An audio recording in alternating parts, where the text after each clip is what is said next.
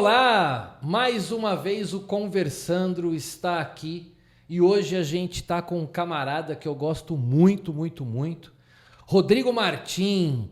E hoje a gente vai falar sobre algo muito importante e que você significa muito para mim. Mas antes, agradecer a tua presença aqui com a gente. Espero que você que vai nos acompanhar hoje se interesse aí pelo tema. O tema hoje é dublagem. O Rodrigo vai falar um pouco disso, é diretor de dublagem, já dubla há muitos anos, já foi meu diretor de dublagem. Aí está ele, Rodrigo Martim, bem-vindo, Canela Oca. Bem-vindo, velho, obrigado por você ter aceito o convite. Fala sempre. Aí, quem é você, Rodrigo Martim? Sou eu, Rodrigo Martim, ator, dublador, amigo do Sandro. Esse cara aí é um anjo na minha vida. Tenho muito carinho mesmo. Mano, que legal. E é isso aí, tô na luta de artista e a dublagem me gerou ótimos frutos. Profissionalmente falando, da vida, assim. Como ser humano também, aprendi muita coisa. Tá, vamos organizar. Como é que você chegou na dublagem? Como que eu cheguei na dublagem? É. Tímido, franzino, magro, feio. Não, isso você ainda tem algumas características que você mantém. De fato, tem razão. Mas eu tô dizendo, como é que foi, velho? Que você falou, cara, eu quero fazer isso. Cara, foi assim. Eu sempre quis ser ator a vida toda, né? E aí, trabalhando, né? Eu trabalhei no McDonald's e tal. Não tinha como ser artista na minha família, né? E aí eu teimei, fui ser artista, só que eu falei, cara, eu preciso ganhar dinheiro. Aí eu falei, cara, preciso fazer uma grana, só o teatro não vai rodar. Publicidade e os outros meios eu não me via muito bem, né? E aí eu vi a dublagem e falei, é uma possibilidade, né? Sempre tive muitas pessoas falando da minha voz, falar, você podia ser locutor de rádio e tal, né? E eu tive vontade até de ser locutor de rádio AM. Alô, dona Terezinha, tudo bem? Vamos tocar Chitãozinho e Chororó para você. E aí eu fui para dublagem atrás dessa possibilidade de ter mais uma vertente de trampo, saca? E aí eu corri atrás. Fui fazer curso, fiz vários cursos, muitos cursos. Até hoje eu faço curso. Né? Então sempre estou estudando. E aí comecei a bater na porta dos estúdios. Eu comecei, na realidade, mandando um currículo de papel para os estúdios, porque eu não fazia ideia de como começava, porque eu nunca fui fã de dublagem, sabia como funcionava, quem eram os dubladores. Aí eu peguei meu currículo de papel, as coisas que eu tinha como ator de teatro, mandei por e-mail para os estúdios, né? Achando que era a mesma coisa que mandar currículo para o McDonald's, como sempre foi, né? E não era. Mas teve um estúdio que olhou meu currículo e me chamou. E eu fui descobrir que o coordenador, né, de seleção lá do estúdio fazia isso aqui em 2016. Né? E aí eu comecei a trabalhar na Dubla Vídeo e aí não parei mais. Né? Parei um tempo, deu uma queda naquele tempo que a gente fez teatro junto. Né? Porque eu estava recusando escala e aí eu achei melhor eu dar uma pausa. Você sabe bem, você sabe. Aí eu dei uma pausinha, mas aí depois eu voltei e aí eu teimei mais ainda, porque foi bem desafiante para mim conseguir entrar no mercado sem ter padrinho, saca? Porque isso é importante? Não é. Mas na minha visão, ter esse lance do padrinho te dá um porto seguro de onde você vai correr atrás para ter essa informação. E aí o meu padrinho foi onde eu trabalho hoje como diretor, né? Que foi a casa que eu trabalho hoje, que é a Zódia, o Hermes. Eles foram esse porto seguro de informação, pô, tô com dúvida, eu sei para quem eu vou perguntar. Eles mesmos me recomendarem para outros estúdios, né? Então foi nesse lugar. E aí as coisas foram acontecendo. Tá. Vamos então organizar aqui uma questão. Tanto eu quanto você, nós somos atores. Sim. Né? Então, por exemplo, como eu comecei na dublagem, como eu comecei na dublagem. Eu fiz Teatro Escola Macunaíma e um amigo fazia curso de dublagem no Senac, salvo engano. Ele fazia um curso no Senac. E aí eu achei aquilo, como você falou, uma possibilidade de melhorar um pouco o ganho com teatro. Sim. Porque não é fácil. Não é fácil. E aí eu procurei escolas de dublagem. E encontro a do Brasil, que é onde hoje você dirige. Sim. Né? E aí foi como você falou. Para mim, como aconteceu? Eu fiz o curso de dublagem e comecei a dublar nesta casa, na do Brasil. E, evidentemente, a própria Zódia e o Hermes me indicaram para outras casas e aí eu comecei a dublar em outros lugares. Uhum. O que diminuiu a minha produção de dublagem foi não ter escalas adequadas ao horário que eu tinha, porque eu comecei a dar aula e aí eu não tinha mais essa disponibilidade. Que, na verdade, né, Rodrigo, não era o meu objetivo, porque se fosse, eu estaria dublando até hoje. Né? Mas o movimento que eu tive que fazer primeiro eu fiz um curso de teatro técnico com DRT e aí depois eu fui fazer um curso de dublagem. Sim, por que eu estou dizendo isso? Esse é o caminho? Esse é o caminho, porque a dublagem ela não é uma profissão em si. Ela é uma possibilidade para o ofício de um ator ou de uma atriz. Então, assim, a dublagem ela é feita por atores. Não tem alternativa.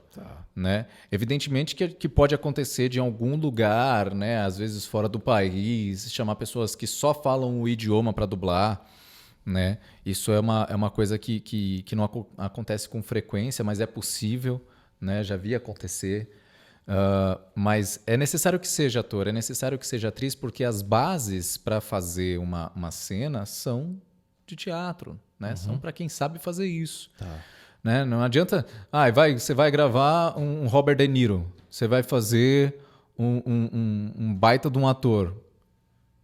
E você não tem formação cênica? Você não tem escopo, você não tem fundamento, você não sabe como é que faz uma cena, você não tem repertório dramatúrgico, você não tem domínio do seu aparelho vocal, você não tem domínio do seu falar, do seu idioma. Então fica uma coisa feia, né? Fica uma coisa que se torna uma tradução ali só e bem mambembe. Por isso que é importante que seja ator, né? E que seja ator de ofício. Porque a gente tem, e aí a gente não precisa dizer quem, mas a gente tem muita dublagem feita por artistas que não têm formação cênica. Não necessariamente, eu digo no sentido do ofício, entende? Porque às vezes a pessoa faz um curso, e isso acontece muito, né? E é uma coisa que, por exemplo, eu dou aula de dublagem também, né? E a gente vê muito, eu só fiz teatro para poder dublar. Mas só que aí a próxima pergunta eu falo, mas e aí? Aí a pessoa fala, mas o bicho do teatro me picou, eu me apaixonei, né? Porque às vezes as pessoas têm uma visão muito limitada sobre o que precisa para dublar. Às vezes a pessoa acha que é só saber ler. Não, Entende? E não é só saber ler. Né? Saber ler envolve muitas camadas do conhecimento. Não é só ler a letra em voz alta, é falar o que você leu. E aí é que pega a pessoa ser artista de ofício mesmo, entende? Entender que aquilo é uma vertente de trabalho para o seu ofício de ator, que aquilo é só uma possibilidade, que aquilo pode enriquecer o seu trabalho de palco, né? De tela, se você trabalha com cinema também, publicidade, etc. Então, é muito importante que as pessoas tenham essa consciência, né? Para chegar lá e fazer um trabalho fino, de fato. Então hoje, quem estiver acompanhando Conversando e quer ser dublador, a primeira coisa é ser artista. Você trabalhar, fazer um curso de teatro. Sim.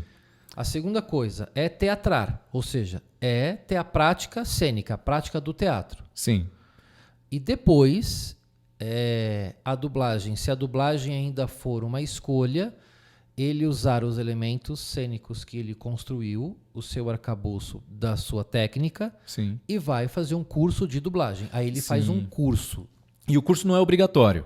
Tá. Isso é importante entender. O curso de dublagem, ele não é um curso de profissionalização. Ele é um curso de especialização. Tá. Né? Então, assim, a pessoa sai formada como ator, pegou lá o diploma, ela já pode DRT dublar. já pode dublar. Ela tá com o registro dela na Delegacia Regional do Trabalho, que o DRT, né, é o nome do lugar, né? Ela tá com esse registro, ela pode trabalhar, pode exercer a profissão de ator, ela pode dublar, independentemente de ter feito um curso ou não. É claro que os desafios vão ser bem maiores, porque você não tem um domínio técnico sobre as coisas que envolvem, sobre o fazer da dublagem. Né? Existem muitas formas, muitos jeitos de dublar uma fala, de dublar uma cena. Até porque, né, Rô? Por exemplo, você teve aula eu também com fono. Sim. E no teatro a gente não tem aula de fono. Não. Eu dei sorte. Quando eu fiz o meu curso de teatro, a minha professora de voz é fono. A aula de PNL, que a gente faz lá no começo de gatilhos mentais e que você tem para entender os dramas. Sim. Então, embora o curso não seja obrigatório, ele te instrumentaliza bem mais para você. Muito mais. Ele te faz avançar no tempo. O curso é como se fosse uma máquina do tempo. Eu lembro do Nelson Machado falando isso, não exatamente nesses termos, mas falando algo parecido. Que o curso te faz pular etapas. Tá. Mas não pular etapa de maneira desleal, mas sim passar por experiências que você demoraria muito tempo para passar na carreira. Você experimenta já no estudo, né? Você vai fazer um curso, você vai estar experimentando você ali na bancada, tendo um feedback de alguém experiente, né? Que está lá para fazer aquilo. E se você chega de repente no mercado, se não tem alguém que te acolhe, você vai ficar perdido, né? Então o curso funciona assim, para você pegar essas informações que num longo prazo de uma carreira você ia demorar muito tempo para ter. Tá. E aí você ia viver trabalhando com lacunas. Tendo o curso, você sai com mais preparo, não pronto, mas preparado para pelo menos o básico do mercado. Você é professor de dublagem? Sou. Você é dublador, é diretor de dublagem e professor de dublagem. Sim. Como é que você está sentindo a galera que está chegando agora? Como é que é esse material? É doido, cara, porque parece que não muda muito. Dá a impressão que não muda muito. As pessoas, elas, dependendo da fase que elas estão, elas chegam no curso de dublagem sempre com a mesma intenção.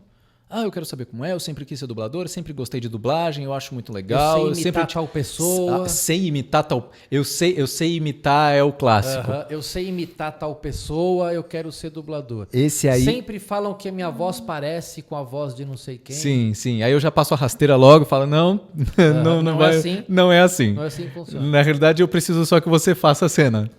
Independentemente se tem a voz ou não, porque não adianta você falar que sabe imitar a voz de tal dublador. Se eu preciso do tal dublador, eu chamo o tal dublador. Eu não vou chamar aquele dublador. eu não vou chamar você.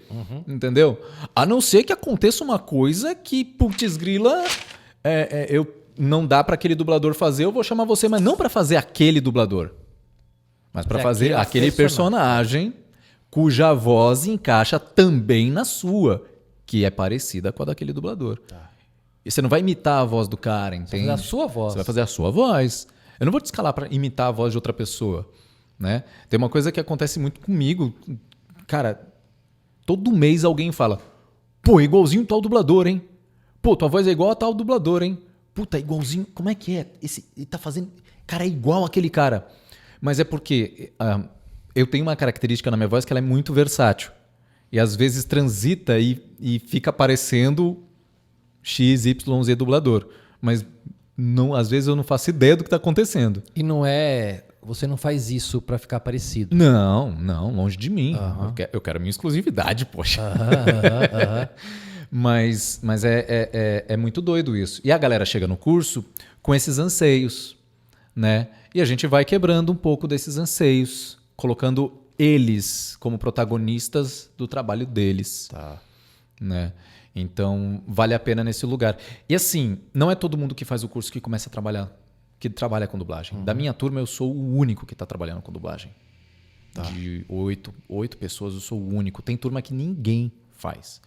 Né? Então, continuam no elenco, continuam como atores, como atrizes, mas não desempenham a função de dubladores. Exatamente. Tem casos, por exemplo, não, eu não sou o único da minha turma, não. Tem uma menina que eu achei que ela tinha desistido, mas eu encontrei com ela recentemente, um tempo atrás. Mas no começo ela havia desistido. Ela trabalha ainda muito com cinema e tal, e aí ela não teve paciência com a demora que é para se inserir no mercado. Que aí é que está o bicho. É a demora para você conseguir se inserir, porque não existe uma regra de como chegar. Entende? Cada casa tem um jeito de selecionar, cada estúdio tem um jeito de escolher suas vozes. Né? E se você é novo no mercado e sua voz não é conhecida e nem teu nome... Fica um grande desafio. Porque aí você vai ter que se apresentar e tal. E hoje em dia é praticamente impossível ir num estúdio de dublagem se apresentar presencialmente, de fato. Né? Os clientes, eles hoje em dia têm contratos de confidencialidade muito rigorosos. Até porque a gente vai falar disso, mas eu perguntei para você, né? O que você está dublando agora? Você falou, não posso falar. Não posso falar. Eu posso falar o que eu já dublei. O que você já dublou, que a gente vai falar daqui a pouco. Exato. Mas o que você está produzindo hoje, dirigindo e dublando, você não pode falar. Não, e eu tenho um probleminha de deixar escapar de vez em quando. E eu sou tipo o Tom Holland da dublagem. De vez em quando escapa. Não, e às vezes escapa eu comentando uma cena de um bagulho que eu tô fazendo. Às vezes quem tá ouvindo sabe do que se trata. Eu falo no maior mistério. Eu falo, então... por exemplo, o mendigo tava na calçada e afanou uma bolsa mágica do mago. Certeza vai ter alguém que vai achar alguma produção que tem um mendigo que tava na calçada e afanou. E vai falar, ele tá gravando tal coisa. E você fala, cara, não. Eu acabei de inventar esse roteiro. Né? E às vezes numa aula eu vou dar um exemplo de uma cena, tá acontecendo ali. Fala, então, por exemplo, aconteceu isso essa semana e assim, tava gravando uma cena parecida assim, assim, assado e a gente tomou essa opção. A pessoa sabe do que se trata. Tá. E aí vaza. Então, às vezes, nem isso dá para falar. Tá. E então você está falando, como tem essa questão da confidencialidade, é difícil a gente se apresentar nos estúdios para ser conhecido. Exatamente. Aí, porque hoje você em fica dia... sabendo. O que é esse se apresentar no estúdio? Me corrija se eu estiver errado. Eu, lá no começo, eu ia nas casas, eu sou o Sandro Fernandes, acabei de fazer um curso de dublagem, sou ator, eu queria fazer um estágio. Sim. E aí eu ficava o dia inteiro sentado dentro das salas de estúdio vendo as outras pessoas gravarem. Sim. E acabava, então eu sabia o que eles estavam fazendo. Se era um documentário, se era um desenho, se era um jogo, se não era um assinava filme. nada. Nada. Do jeito que eu entrava, eu saía. Isso é coisa de 6 anos para cá que mudou.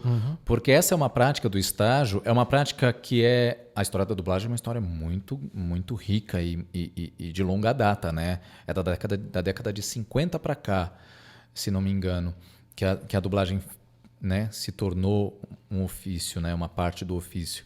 E é uma prática que acontecia antes de ter curso de dublagem, porque não existia curso de dublagem.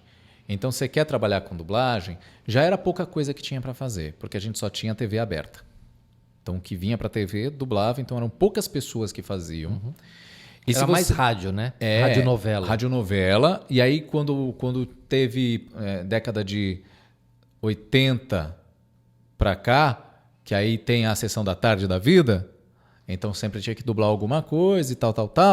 Então tinha um elenco que dublava, pouquíssimas casas em São Paulo e no Rio de Janeiro, e aí você ia fazer um estágio lá e ficava assim. E é o que está na memória de todo. Versão brasileira Herbert Richards. Sim. Que era a grande casa. Era. Né? E era, porque não existe mais. Era, porque ela não existe mais. Então as pessoas iam e ficavam assistindo, e aí iam... Olha, tem uma ponta aqui, tem um vozerio aqui, tem um personagem... Era o dublador do momento. Você começava a fazer coisas. Então eu lá no começo gravava muito vozerio, pontas, Sim. né? Gritos aqui, uma gritaria ali. E depois é que eu fui pegando personagens e fazendo. Sim. Mas hoje não é mais assim. Não, é muito raro isso acontecer. É muito, muito raro. Eu acho que Como uma pessoa se insere no mercado? Hoje em dia está muito mais profissional. E eu digo profissional justamente porque você vai, faz um curso, se prepara, monta uma demo de voz. Não precisa nem ter vídeo, não precisa ser nada sincronizado com imagem. Uma demo em que você faz a sua voz, as vozes de alguns personagens e tal, e você manda para os estúdios via e-mail. Liga no estúdio e fala, tô começando no mercado, sou profissional de voz, sou ator, tanto tempo. Tô querendo trabalhar com dublagem, trabalhar com a casa de vocês. Posso enviar meu material para ver se encaixa em algum produto que vocês precisem? Estou disponível para testes. Podem me chamar. Manda. Né? Algumas pessoas têm site. Hoje em dia as pessoas também usam as redes sociais muito para fazer isso. Né? Mas o padrão é esse. Tem uma amostra de voz, liga no estúdio, manda para eles. Ou entra em contato com algum diretor e fala, eu gostaria muito de trabalhar com você, se não for muito incômodo, vou te mandar aqui o meu material para poder você analisar, ver o que você acha, se houver alguma oportunidade e tal. É assim, eu por semana recebo 5, 10 pessoas, entre os que já pediram e os novos. Tá. Falando, vê meu trabalho, vê aí. Lembra de mim, hein? Lembra que a gente trabalhou mês passado? Não esquece de mim. E a gente tem essa relação mais virtual agora. Tá. Né? Mas você, como diretor e como todos os outros, já deve ter mais ou menos um casting na cabeça. Olha, para esse personagem eu tenho essa aqui. Para este tem esse. Esse cara aqui já dublou algumas coisas e essa voz cabe. Sim. Então você já tem essa pré-seleção na cabeça. Eu não, mas normalmente os diretores têm. Eu preciso organizar numa listinha, numa tabelinha, Tá. porque nem sempre vem. E eu também peço recomendação dos colegas e tal. Tá. Né? A gente faz essa rede, porque depois que eu comecei a dirigir, eu percebi a quantidade de gente que tem disponível para fazer o trampo. Tá. É muita gente. É muita gente querendo trabalhar. E a demanda? A demanda não é a mesma, não atende essa quantidade toda de gente. Assim, atenderia. Só que às vezes o produto, a produção, ela precisa de uma experiência da pessoa que não dá para ficar experimentando voz nova o tempo todo. Tá. Essa é a treta. Então, assim,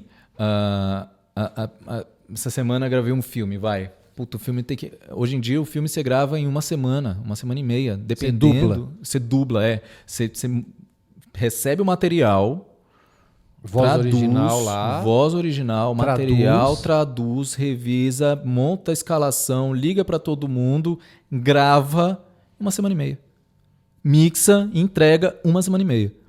Então, assim, dependendo do material, dependendo da densidade do material, você não vai ter tempo de investir em alguém para poder falar, vem cá, deixa eu experimentar você para fazer esse ator coadjuvante aqui com cenas mais tensas, esse protagonista. E aí isso vai gerando as repetições de voz. Então, assim, é muito estranho. Às vezes eu e o Miguel, a gente tá em casa e aí você assiste um filme à tarde e você vai assistir um outro filme à noite, é o mesmo, cara. Né? Então, às vezes, você ouve a voz de um cara no comercial, na televisão, e a voz dele tá no filme. Né? E aí você vê, cara, ele tá fazendo um monte de coisa, né? E é louco, porque não tem controle, não tem controle, não tem como ter controle sobre isso, porque às vezes o cara gravou o filme na casa A propaganda na casa C, o desenho na casa Y... Tipo, e um foi no ano passado, o outro semana passada, o outro há 3 anos atrás. E por coincidência acontece isso. Tá. Né? Então, são vários fatores que implicam nisso. A do Brasil, por exemplo, a gente tem uma questão que é priorizar, de fato, os nossos alunos. E como a do Brasil já tem mais de 15 anos de escola... É gente pra caramba. É gente pra caramba, no sentido de que é gente pra caramba que está inserida e firme no mercado que saiu da escola do Brasil. Então, a gente, mesmo que a gente tenha a repetição de vozes, a gente ainda tem isso bem pouco. Porque a gente conhece o nosso elenco, né? A gente conhece o elenco que existe disponível e a gente busca diversificar, criar mecanismos para diversificar. Eu lembro muito bem, na época que o Hermes dirigia, e a gente tomou isso também como uma política, né? Cara, se eu chamo você agora para esse projeto, eu não vou te chamar para o próximo. Porque eu preciso rodar a fila, cara. Eu preciso rodar a fila, né? Então, são várias engrenagens. É a engrenagem de uma casa que tem uma sequência de chamar algumas pessoas, e aí outra casa que tem aquela sequência de chamar aquelas pessoas, e aquela outra casa que tem a sequência de chamar aquelas outras pessoas. E esses atores que estão disponíveis no mercado, eles são o fluido que está entre essas engrenagens. Então ele passa por uma, vai, passa pela outra, vai, passa por uma, vai, passa pela outra, vai, passa por uma, voz vai, é passa a mesma. pela outra. A voz pode ser a mesma, e isso pode acontecer mesmo com quem é novo. A questão é conseguir chegar nessa corrente e ter essa estabilidade no mercado entre várias casas. E em São Paulo, por exemplo, o último levantamento é de que tem mais de 20 casas de dublagem. 20 estúdios. Mais de 20 estúdios. Quando há 10, 15 anos atrás não chegava a metade disso. Era tipo Alamo, do Brasil, BKS, a Clone, a Centauro, Dublavídeo. Então, a Tempo Filmes. Telefilmes. Entende? A TV Group. Então eram poucos. Esses aí ainda existem, são grandes e fortes e dominam a qualidade do mercado, né? Hoje em dia temos muito mais e a disponibilidade tecnológica também influencia nisso. Porque antes, para você ter um estúdio, brother, você tinha que ter uma casa de máquinas para poder gravar um bagulho. A BKS, os estúdios da BKS são gigantescos, porque você tinha que ter uma projeção de cinema para poder dublar, né? Hoje em dia é um mic, um computador e uma interface. E hoje em dia nem interface, tem microfones USB que são incríveis. Eu gravo remoto com um microfone USB em casa. Tá.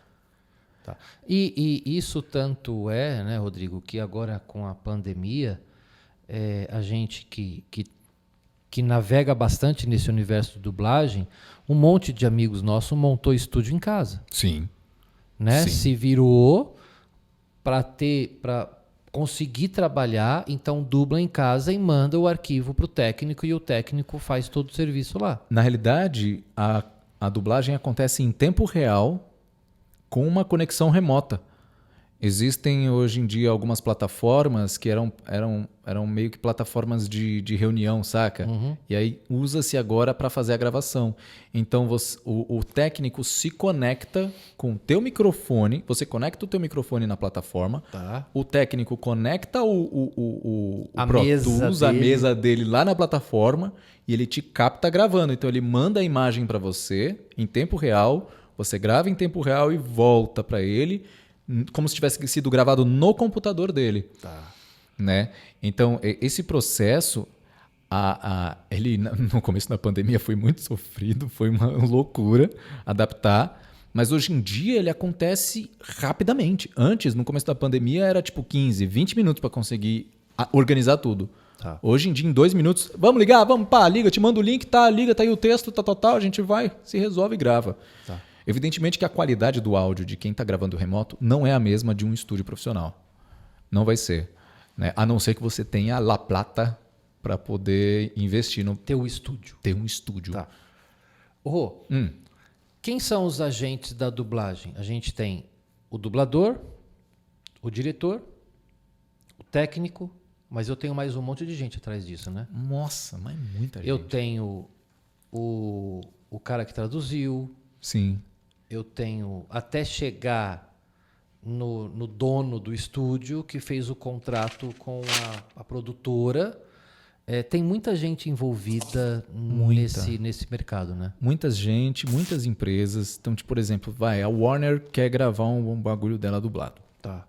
Ela vai chamar um atravessador que vai contratar um estúdio. Tá.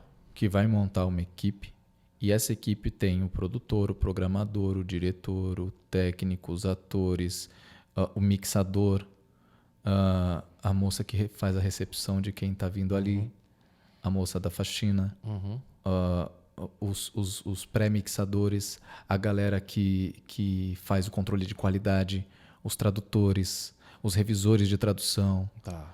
Então, assim, isso pensando numa linha, eu estou falando pelo que eu conheço do estúdio que eu trabalho, que prioriza uma qualidade suprema mesmo do trampo. Tá. Então, são muitas fases de revisão, de qualidade, de controle de qualidade para o negócio ficar certinho. Até ir para a televisão da pessoa que está em casa. Até ir para a TV, até ir para o streaming. Aí passa daí, mixou, manda para o cliente vai olhar, aí ele tem a equipe dele, que vai ver se está de acordo com o que ele pediu, vai revisar toda a documentação, todos os pedidos que ele tinha, as exigências dele de como gravar o Paranauê, vai falar, tudo certo, não, tem que corrigir isso, isso e isso, manda para a gente de volta, a gente faz, tal, alinha, ajeita, bonitinho, tal, manda de volta. É muita gente envolvida para um projeto. Tá. Vamos falar um pouco dos projetos. O que você já fez que quem está nos assistindo vai ouvir e vai falar: caramba, ele dublou isso, ele fez isso. Você consegue pontuar algumas coisas que você fez que as pessoas podem conhecer? Nos últimos tempos eu fiz muito anime. Anime quais? Muito anime. Eu fiz o Attack on Titan, né? Eu fiz o Bertoldi do Attack on Titan, o Bertoldi, Berotoro, ninguém consegue falar o nome do personagem. Faço Cementos no My Hero Academia. Nossa, tem muito anime. O Langa no Skate the Infinity.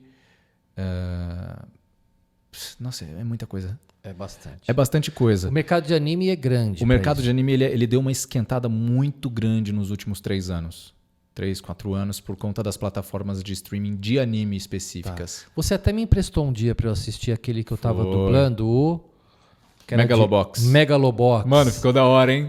Cara, bacana, como eu gostei daquele Megalobox, ficou cara. Bacana. Ficou bonito, e bem aquela feito. plataforma, aquele filme, tem um monte de desenhos, Um monte. É muita coisa. É muita. E assim, não é só um estúdio que dubla para aquela plataforma. Tá.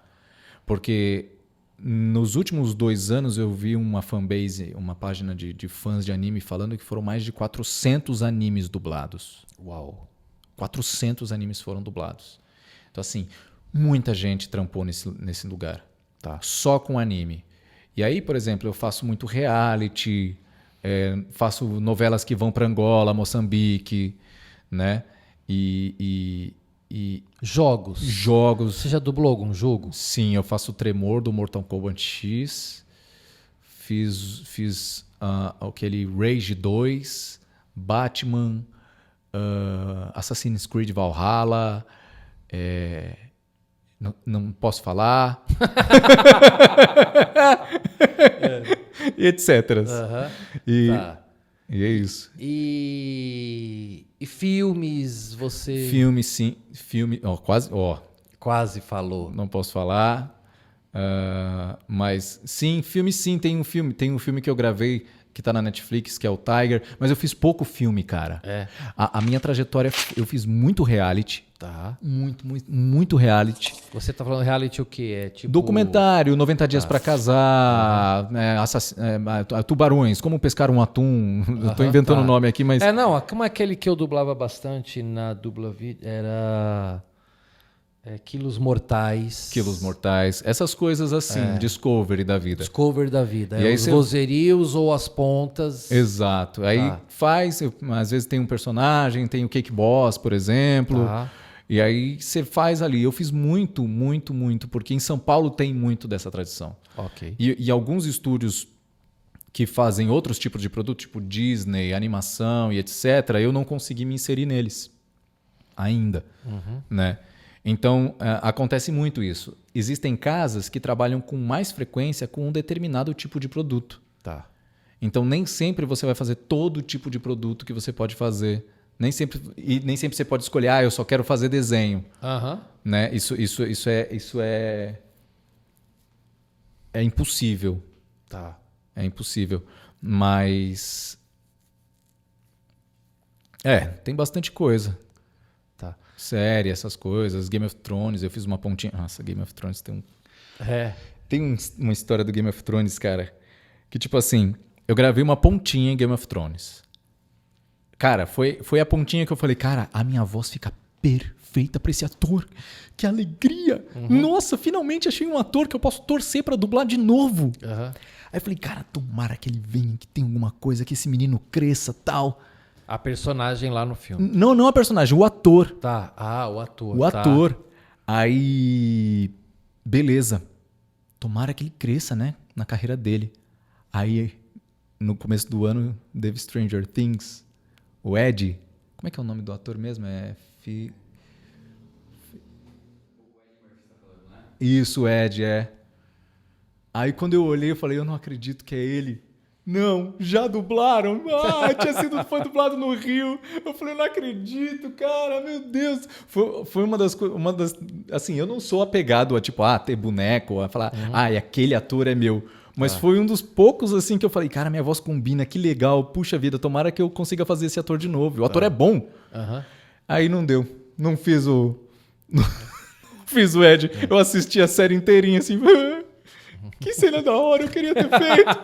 Eu ia conseguir. Ai, o menino tá bom. O Hugo que fez o Ed mandou bem demais, assim. E é muito louco a gente ver isso. Porque às vezes a gente trabalha muito e na dublagem a gente tem a identificação da voz, né? Tal dublador. Essa voz é... Exato. Essa voz é daquele cara. Legal. É uma tradição interessante. Beleza. Eu não posso tomar pra mim a essência daquele ator. Né? Eu sou o Jack Chan, eu sou o Mel Gibson. Não, eu não sou, eu sou o Rodrigo Martin. A minha voz, eu empresto a minha voz para ele de vez em quando. Né? Às vezes é com mais frequência, às vezes é com menos. Mas é legal quando eu achei muito interessante ver outro dublador fazendo um trampo bom. E você fala, caracas, eu queria estar fazendo aquele trampo também, mas... Que bom, que parabéns. Então, mas às vezes não funciona, né? Não, porque às vezes nós, que na maioria das vezes estamos acostumados com uma voz naquele rosto, aí ele muda. Aí você fala, nossa, mudou a voz. Cara, mudou o dublador. Sim, a galera incomoda. E aí aquilo te incomoda. Sim. Né? Aquilo te incomoda, porque o que parece... é que o dublador não vai continuar a dublar aquele cara. Sim, mas são vários fatores que interferem nisso, né? Às vezes não teve agenda, ficou doente, mudou de praça. Por exemplo, se Stranger Things tivesse vindo pra cá... provavelmente você... Talvez eu fizesse, não sei. Não dá pra saber. Mas ele foi pro Rio. Mas ele foi pro Rio, né? E evidentemente, eu nunca dublei várias coisas do menino, né? Mas... acontece muito, o dublador morre. Ou, por exemplo, está acontecendo recentemente com Cavaleiros do Zodíaco. Mudou o elenco inteiro. Inteiro. E o cliente que pediu para mudar. Porque são vozes de 28 anos atrás. Nossa. Ó o Toró. Tá chovendo. Foi só falar dos Cavaleiros do Zodíaco, de trocar elenco. Começou a chover. Você tá no elenco novo? Eu tô no elenco novo. Olha. Eu não sou um dos cavaleiros clássicos, eu sou um cavaleiro que tem uma história legal. Como era o nome da gente, aquele que eu dublei uma vez, que a gente falou? O Wiki? O Wiki de Fênix. Sim, pois então. Você fez uma participação lá do Wiki de Fênix. Uma participação no Wiki de Fênix. E agora eu tô fazendo o monstrão o Dédalus. Como é o nome do seu golpe que a gente tava falando aquela hora lá? Martelo Demolidor de Cefeu. Ai do martelo. Martelo Demolidor de Cefeu. Pronto. Então, cara, e é bacana isso, porque essas coisas ficam... Hoje eu dou aula para o ensino médio, né? E hoje eu estava comentando com eles que eu ia te entrevistar, o diretor de dublagem, que você já dublou bastante anime. Cara, a galera fica muito louco, porque eu não sabia o tamanho que é isso, né? Esse universo de anime, e isso gira o consumo do desenho do gibi, do mangá, da revista. De produtos, bonecos, jogos. E da roupa que eles usam, né? Sim. Que é o otaku. O otaku. Que eles se vestem daquele personagem lá. Eles fazem cosplay. Cosplay. Isso, eu estava tentando lembrar essa palavra. É uma cultura muito fascinante. Assim, eu não conhecia o universo otaku, né? Então, assim, eu ficava assim, meio assim, nossa, ok, que diferente, mas beleza, né? É diferente. E trabalhando com anime, eu conheci diversos otakus, trabalhando com eles. Porque você mexe com as personagens. Você mexe com as personagens e muitos otakus se tornam dubladores. Olha. Muitos, eu tenho muitos queridos, assim, queridos que foram alunos meus e que hoje em dia são dubladores incríveis e que são dessa cultura, né? Que fazem eventos como cosplay de personagem. Então, uma vez eu fui, no outro colégio que eu trabalhava, tinha algumas alunas que faziam cosplay. Uhum. E aí elas falaram, professor, vai lá, a gente vai ter um evento na Livraria Cultura, ali na Paulista. Eu falei, tá bom, vou. Aí no primeiro não fui. Aí reclamaram, eu falei, tá, eu vou. Velho, quando eu chego lá, parecia que eu tava dentro de um gibi. Sim. Porque tinha monstros, tinha princesas, tinha guerreiras, tinham magos, tinham personagens de um monte. E é muito bacana porque é RPG que fala, você vive aquele personagem, né? É o RPG. E, cara, é muito legal isso. E aí, quando você trabalha com dublagem e dá a voz a estas personagens, a molecada fica louca, né? Fica. Não te pedem pra você. Ah, você dublou quem? Faz a voz aí, dubla não sei quem. Pede. Hoje é aniversário da minha prima. Tem como você mandar um parabéns pra ela fazendo a voz do Bertoldi? Aí eu falo, eu não posso mandar com a voz do Bertoldi, mas eu tô mandando com a minha, que é a mesma voz. Tá? O carinho é o mesmo, parabéns, muito obrigado. Porque tem esse lance, eu não sou dono do personagem. Né? Eu não me vejo no direito, e também por questões contratuais, de assumir que os bordões do personagem, as falas do personagem, que eu vá usá-las para me promover. Entende? Evidentemente que acontece, não tem jeito. Tá. Né? Se é um golpe, você vai num evento, a galera fala, dá o golpe do tal cavaleiro. Você vai lá, cavaleiro, meteoro de Pégaso. Porque porque a voz, ela conecta essas emoções. Então, as pessoas, quando ouvem a voz do dublador, elas se remetem às boas sensações do produto que ela viveu ali. Você sabe que eu lembrei você falando uma vez, o Wendel contando que foi no mercado e estava pagando coisas no mercado. Ele é o dublador do Bob Esponja. Sim.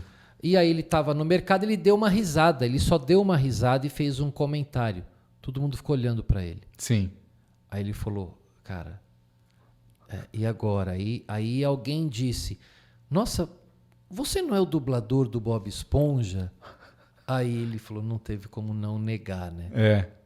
Porque é uma figura, a gente estava falando, uma figura clássica e conhecida no universo de dublagem. Sim, o rosto dele já é conhecido, né? Depois da internet, os rostos dos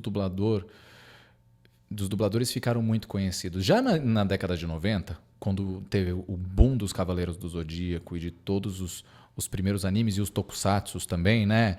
Changeman, Black Kamen Rider, essas coisas, as revistas especializadas buscavam entrevistar esses dubladores mais, como eu vou dizer, figurões, né? Mais emblemáticos do mercado. E eles se tornaram rostos conhecidos. O que antigamente não era da assim. geração do Cavaleiro do Zodíaco. Sim, né? Sim, o Hermes é o Seiya. E assim, se tornaram rostos conhecidos. E os eventos começaram a chamar, elas se tornaram figuras conhecidas. Então aí não foi só a voz do dublador que se tornou importante para a cultura. O próprio dublador se tornou importante para a cultura. Ele se tornou uma figura, um influenciador. Então a postura dele diante do mundo, né, as opiniões dele diante do mundo, o jeito dele ser com os outros e com as pessoas, começou a ter mais importância do que o que já se tem, né? Como ser humano. Então, e hoje em dia com as redes sociais, isso ficou exponencial, quase que invasivo. Até porque a gente começou a conhecer as vozes do Wolverine, Sim, do Scooby-Doo, sim. E aí você começa a perceber que o Wolverine era um senhorzinho que faleceu, que Deus o tenha, Saque Baravi gigante. que era um fofo. Sim. E você via a voz dele no filme, um baita de um cara violento. Exatamente. Né? Você via Scooby-Doo, um cachorro. E ele era Drummond. o Drummond, Orlando Drummond, né? um monstro, um gênio. Que dublava outros personagens. E aí então você começa a ter cara a tua voz. Sim. Né? E isso começa a dar mais humanidade a isso. Sim. Não se torna uma coisa distante. Você aproxima o público do produto e do artista. Né? E do que envolve aquele artista. Tá. Isso é muito gostoso. Tá. Ô Rodrigo, Hum. Cavaleiros do Zodíaco ainda é o ápice da dublagem de anime? Não. Não. Não. Hoje não, o que tá não na crista da onda? O que, assim, isso eu digo não pelo produto em si, mas pelo que os jovens consomem hoje em dia. Tá. Né? Eu acho que o que está na crista da onda hoje em dia é My Hero Academia. É um anime que chama muito a atenção. Tá. Que a gente dubla lá. Attack on Titan é um anime que chama muito a atenção, tem uma fanbase. One Piece também. E são animes que, por exemplo, o Attack on Titan. O Attack on Titan é de 2013. A gente foi dublar ele quase 6 anos depois. Nossa. 2019, 2018 para 2019. Né? Ele lançou, se não me engano, 2011 para 2013 no Japão. E aí o que acontece? Com a internet, o público otaku conhece os animes antes de serem dublados. Então eles conhecem muita coisa que a gente, meros mortais, não vai conhecer. Né? Então, às vezes, quando fala vai dublar tal anime, aí os comentários ficam vários assim. Tomara que não estrague, hein? Agora sim vai ficar bom. E por aí vai. Então, assim, o Cavaleiros do Zodíaco hoje não tá com aquele hype que tem da história que ele teve. Tá. Da primeira geração lá no trás. Mas hoje em dia o Cavaleiros do Zodíaco que está sendo lançado não é para nossa geração. É para uma nova geração. Né? Porque a nossa geração assiste com Sodré, com o Hermes e com todo o elenco do primeiro. Sim. Né? E a gente tem uma afetividade com esse Baroli, elenco. enfim. Nossa, o Gilberto Baroli é um monstro. É um monstro. Cara, eu tenho uma baita admiração por esses dubladores. E assim, é um público novo. Porque assim, isso eu acho que é uma problemática do momento que a gente vive, da internet, da gente não ter, do tempo ser tão fluido assim. Tá. As coisas não ficam no tempo em que elas foram. Elas atravessam o tempo. E essa possibilidade de atravessar o tempo, né? Quem assistiu Cavaleiros do Zodíaco na década de 90, hoje quer assistir o Cavaleiros do Zodíaco que está lançando hoje como se fosse na década de 90. Entendi. E não é, porque não é para você. É para quem está nascendo agora, nos 2000. Então, esse saudosismo que existia e que, por exemplo, para a gente, o saudosismo é um saudosismo analógico. Né? A gente tem um saudosismo analógico no digital. Tá. Porque eu quero que aquela sensação analógica tátil da TV Manchete se repita na Netflix. E não dá para acontecer assim. Não dá. Não dá. As coisas não precisam ser também perenes desse modo, né? Se a gente for pensar sítio do Pica-Pau Amarelo, atravessou gerações. Nossa. E tivemos vários sítios do Pica-Pau Amarelo em diversas versões.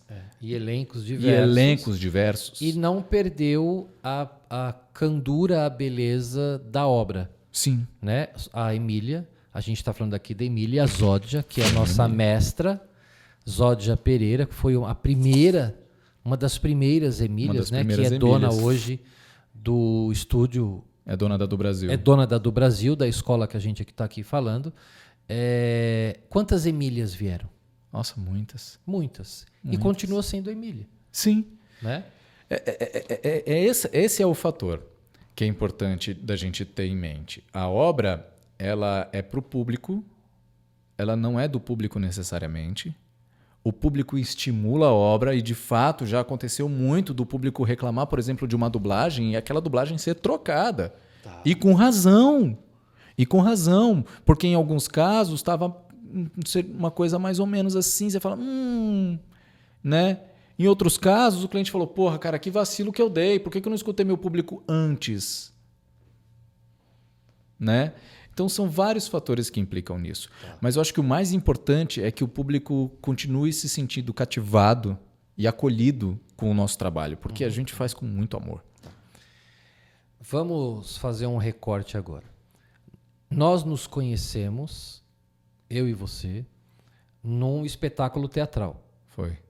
Né? A gente fez Mowgli. Você fazia o Bagheera. Você fazia o Bagheera. O Bagheera. Porque, né? Tinha hora que eu esqueci o meu nome. Você fazia o Bagheera e eu fazia o Balu. Então você era uma pantera negra e eu era um urso. Sim. Né? E aí nesse espetáculo eu fazia a manipulação da K, que foi com o Tony, que era o nosso diretor. Sim, sim. Antes disso, você fez com o Loebel, o Rogério Loebel, você fez Madagascar. Foi, Madagascar. Que você fazia o... Eu fazia o Martin. Martin. Eu fazia o Martin. Que era a zebra. Sim, cara, era muito legal. E aí foi lá que eu te conheci. Aí a gente... Só pra gente desenhar um pouco o percurso teatral que a gente construiu junto. Aí a gente fez Bolinhas de Sabão. Sim, lá no canto, né? Você fazia o Abutre, chefe. E eu fazia uma árvore. Gente, cara, por que eu tô falando isso? Chegava uma hora no espetáculo que você já estava tão cansado, embora você repetisse tudo aquilo, a gente colocava alguns cacos e a gente não dava conta de manter o equilíbrio dos cacos. Não. Né? Então a gente ria, sacaneava um outro. E isso foi bom, porque a gente foi construindo a relação. Sim. Depois a gente fez projetos de hospital. Sim. Dentonaldo, que é manipulação de bonecos sobre higiene bucal. Sim. A gente fez Tibúrcia. Sim. Só que no Tibúrcia eu tava... Você estava na produção. Estava na produção, Você estava na produção. Você fez Bobarella e eu não fiz. Sim, o Bobarella e o Nada você não fez, né? Eu acho que foi isso. Foi. E foram vários anos. A gente fez muito teatro no hospital. Acho que foram uma sequência de uns 3 anos fazendo teatro no hospital. Teatro empresa a gente fez bastante também. Por que eu estou falando isso? Para lembrar o que você falou lá no começo. A versatilidade na dublagem depende também da sua versatilidade no palco. Sim. Né? Então, para a gente dando já uma pontuada. Hoje, quem está nos assistindo, né? Você vai dizer aí, o que essa pessoa, o que esse garoto, essa garota precisa fazer para ser dublador? Ser artista. E ser artista é... Não quebra não, Miguel, que a gente vai precisar disso aí. E ser artista está conectado com a experiência da vida. Eu costumo falar muito que a gente, o nosso ofício de ator, ele nos obriga a experimentar a vida. E como? Fazendo teatro, fazendo personagens, contando histórias, sabe? Se envolvendo com a cultura do seu país e do mundo, né? Com o seu idioma, com a sua literatura. Então, esse ser artista, ele envolve muitas coisas que têm a ver com estar presente no mundo de fato. Então, assim, você quer ser dublador? Você quer ser dubladora? Estuda. seja artista. Não tem outra opção. Basicamente, ele tem que fazer um curso de teatro. Curso de teatro. Ok. Sério, técnico. Se formar profissionalmente, como ator. É o técnico ou graduação. Isso, nu e cru. Faz um curso de teatro, se forma profissional. Busca um curso de dublagem para se entender dentro das técnicas. Tá. Tem acompanhamento fonoaudiológico. Aham. E corre atrás de ser empresário. De ter essa visão de negócios, de entregar, de se pôr como uma opção para o estúdio. E olha que é legal. Você que está nos acompanhando, talvez você não saiba, mas isso aqui tudo, hoje, por exemplo, nós temos 4 palhaços trabalhando nisso. Eu sou palhaço, o Rodrigo é palhaço, o Pietro, que está ali atrás, é palhaço, é clown, o Miguel, que está aqui atrás, é clown. Por que eu estou falando isso? A técnica, o fazer teatral, ele exige técnica, método, seriedade. Uhum. Né? Então, se alguém está nos assistindo, quer ser palhaço, tem que estudar. Tem que estudar. Eu recomendo fazer palhaçaria no curso de dublagem. Tem que estudar por quê? A versatilidade que o clown tem, que o palhaço tem, facilita o seu trabalho no palco e na dublagem. Muito. Eu sou professor e muitas vezes a minha aula ela é dada pelo meu clown. Porque me facilita me conectar com as crianças. Sim. Né? Então, só para dizer que se você quer ser dublador, procure os caminhos ideais para isso. Estude. Sim. Se profissionalize. Sim. Né? Hoje você trabalha onde? Se alguém quer fazer um curso e quer te encontrar, onde que te encontra? Do Brasil. Na do Brasil. Do Brasil, rede social. Basicamente, eu trabalho muito com a do Brasil. A do Brasil foi uma casa para mim. Tá. Né? Foi lá que eu fiz o curso também. E assim, é muito completo. Eu fiz vários cursos. Tá. Eu fiz curso com o Nidub, com o Wendel. Fiz curso com o Mabel César. Fiz curso no Senac. Fiz curso da do Brasil. Assim, eu estudei bastante. Uhum. Só dublagem eu estudei bastante. Né? Entre as coisas como ator. Então, assim, eu recomendo muito bem o curso. Não só porque eu dou aula. Porque eu entendo que é um bom custo-benefício. Tá. Você tem um acompanhamento legal, né? Então fica o merchan, entre em contato com a do Brasil. E ele é gratuito. Por que é gratuito? Porque a gente não está cobrando nada da do Brasil. Sim, o merchan. Eu acho que você de falar do curso. Não. Gelou a espinha. Porque a gente não está cobrando nada das Zod do Hermes, porque eu amo essas pessoas, Sim. eu gosto muito deles, e que é bom. É bom mesmo. Né? Então, assim, existem outras escolas. Sim. Eu só estou falando da do Brasil porque foi a experiência que eu tive. Sim. E eu sei o quanto humanos são no trato com os alunos. Você falou disso na entrevista inteira. Né? Então, para te encontrar, ou é na do Brasil, que é www.centraldobrasil.com.br, acredito que seja isso. Ou é só procurar do Brasil. Joga do Brasil, DU Brasil, tá. né? Do Brasil, no Google você vai achar. Pode ser que você ache o site do estúdio e o site da escola. Tá. Porque Fica onde o separado. estúdio? O estúdio está lá na região da Lapa Pompeia. Tá. E a escola fica na Pompeia. Tá. E aí a gente tá com essa divisão, o estúdio e a escola. E como a gente te acha na rede social? Rodrigo O Martim, com M de Maria no final, no Instagram. Rodrigo O Martim. de Oliveira? Não, Rodrigo O mesmo, o artigo O Martim, que eu sou incrível, o exclusivo. Não é Rodrigo Martim. Tá, é O Martim. Rodrigo O Martim. Tá. Não, é porque já tinha Rodrigo Martim, eu só repeti o O mesmo. Ok. Rodrigo Martim, o M começa com M e termina com M de Maria. Martim com M no começo e no final. Tá. Só pra gente terminar, você tem uma história bacana pra contar da dublagem? Alguma coisa que você fez, uma experiência que teve, ou uma coisa que deu muito errado e depois deu certo? Ou uma coisa que só deu errado? Cara, meu... Uma história característica sua, que você é um bom contador de história. Caraca, olha, pra começar, meu estúdio é sempre uma zona. Sempre que eu tô dirigindo, meu estúdio é uma zona que eu costumo chamar de Simba Safari, que sempre vai alguém visitar os animais que estão lá dentro. Cara, uma história...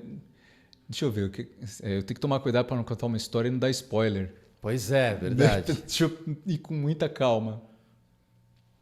Enquanto você pensa, a tua esposa é atriz também. É atriz, está fazendo curso de dublagem. Está fazendo curso de dublagem. E logo também vai estar no mercado.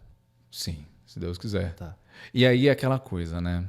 Logo vai estar no mercado. Eu vou fazer o possível para ajudá-la. Né? Então ela vai dar a sorte que eu não dei. Tá. Fora de dar a sorte que eu não dei de ter entrado no momento em que a dublagem tá bombando. Porque também, quando eu entrei, tava fraco.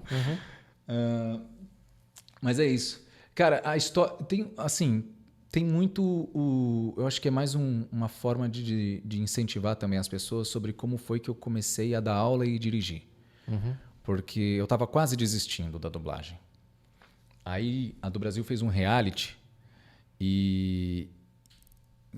mostrando quem quer ser dublador, né? Tem no YouTube. Como é o nome disso? Quero ser dublador. Quero ser dublador. É o QSD. Vale a pena, viu, assistir, porque tem muita informação lá sobre esse sentido. E no primeiro Quero Ser Dublador, eu acertei no primeiro episódio quem ia ganhar. Eu olhei pro cara e falei... Tava eu e a Angelina assistindo, Angelina, minha esposa. Aí eu falei assim, esse cara vai ganhar. Tipo, quando eu tava mostrando as entrevistas dos participantes. Aí eu acertei em cheio. O cara vai ganhar. Bruno Casemiro, muito bom, parceiro, assim, gente finíssima. E aí a Angelina falou, e a gente assistindo o programa e tal, e eu ia explicando para ela, falou, por que você não dá aula? Por que você não é diretor? Por que... Aí eu falei, tá. Aí eu fui lá na do Brasil e falei, ô Hermes, eu quero saber como é que faz pra... né? Eu quero aprender a fazer isso, quero aprender a dirigir. Aí ele falou... Ele, através do San Gregório, né? O San Gregório também, Bruno San Gregório, chegou e falou assim, não, vem, vamos dar aula. Aí eu comecei a dar aula de dublagem. Então, assim, uma postura de coragem, que da minha parte, eu me conhecendo, é uma coisa desafiadora para mim, né? De tomar uma decisão, me levou aonde eu tô agora. Então, eu acho que quem tem uma vontade, quem tem um sonho e não tá afim de desistir, vale a pena ter esse passo da coragem, saca? De se jogar e falar, tá, eu vou e vou ver como é que vai ser e vou encarar o que vier pela frente. Porque aí depois foi uma bola de neve. Eu comecei a dar aula, meu trabalho melhorou, eu comecei a dublar mais, comecei a pegar mais trabalhos, a pegar mais testes, comecei a dirigir, comecei a melhorar minha dublagem, aprender com outros dubladores. Dirigir dubladores das antigas, Sandro, é uma escola mágica. É como você vê um mago fazendo um negócio assim. E de uma humildade. Uma vez eu dirigi o Carlos Seidel, o dublador do Seu Madruga.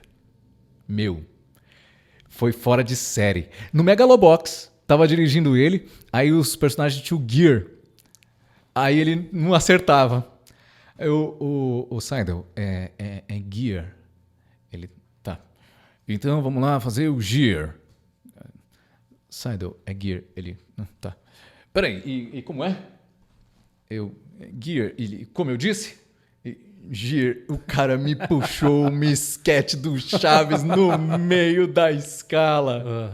Em contrapartida, o Nelson, que fez o Kiko, né, que é conhecido por ter feito o Kiko, ele me deu uma baita bronca quando eu falei, cara, chamei você, tô escalando várias pessoas do Chaves aqui, porque eu admiro muito. Tava indo bem até agora você estragou com a escala, menino. Que ele tem esse negócio de não falar só do Chaves com ele. Apesar dele ter todo o carinho, né? Entendi. São essas histórias, assim, dos antigos que a gente aprende pra caramba. Bacana. Rodrigo, então, cara, obrigado mesmo você ter estado aqui com a gente, né? O Conversandro é um projeto de cabeças malucas, né? Algumas mais, outras menos. Outras que disfarçam bem. E a gente só tem chamado gente do mesmo escopo que a gente, doido, né? Justo. Se vocês olharem no nosso cardápio, né? Não tem um normal. A galera não tem como ver como é que eles estão atrás das câmeras agora. Isso, Mas obrigado mais uma vez, né? Eu te admiro bastante, tenho um carinho muito grande por você, que várias vezes me chamou, me compreendeu nas minhas fraquezas na dublagem, sempre deu oportunidade, sempre me ajudou. Faço o possível. Mas obrigado mesmo você estar aqui. Dá um tchau final aí, agradece as pessoas, que você é o cara. Cara, o meu coração fica muito quente, Sandro. Eu te amo muito, cara. De verdade. Eu tenho um carinho gigantesco por você. É foda. Ainda bem que você é grande, porque dá pra você receber o tanto que eu tenho pra te dar. É mesmo. Eu que às vezes eu fico arrepiado demais, porque né, eu sou pequenininho. Mas tudo bem, deixa pra lá. Galera, obrigado. Obrigado mesmo pela recepção, pelo carinho. O carinho é recíproco. E é um prazer sempre, cara. É um prazer sempre estar entre gente que acolhe e que a gente ama. Beleza. Isso aí. Espero que te procurem bastante, aquele que quer ser dublador, dubladora, na rede social. Quem quiser pode chamar. Lá na do Brasil. E a gente vai deixar aqui os contatos também, a gente coloca lá o nome. Justo. Né? E obrigado mais uma vez. Beijo nas meninas, na Angelina, na Luísa. Cara. Né? Quando nasceu, então a gente tem acompanhado. Bom, você viu o Miguel aqui parecendo... Velho, é impressionante. Cara, Mano, quando eu conheci o Miguel tinha o tamanho das pernas dele. Pois é, hoje ele 3 vezes as pernas do Miguel. Pelo amor de Deus, cara, é impressionante. Aproveitar para agradecer, além do Miguel, disponibilidade, o Pietro, que é a cabeça pensante do projeto, com o Pisces Narrativa. É isso? Pisces Narrativa. Pisce Narrativa. E obrigado a você que esteve conosco neste 7º episódio. Olha, um número cabalístico. Exatamente. Não é? Perfeito. E obrigado uma vez. E lembrando, né? Divulgue para os amigos, para os inimigos. Clique no sininho, no curtir, compartilhe. E se você quer ser dublador, dubladora, esse é o cara. Rodrigo Martim, Rodrigo O Martim, @Rodrigo O Martim. É verdade. Obrigado, velho. Obrigado. Valeu, Boa mano. noite, gente. Deus abençoe. Fiquem com Deus. Falou, Pietro. Miguel, beijo. Valeu. Valeu.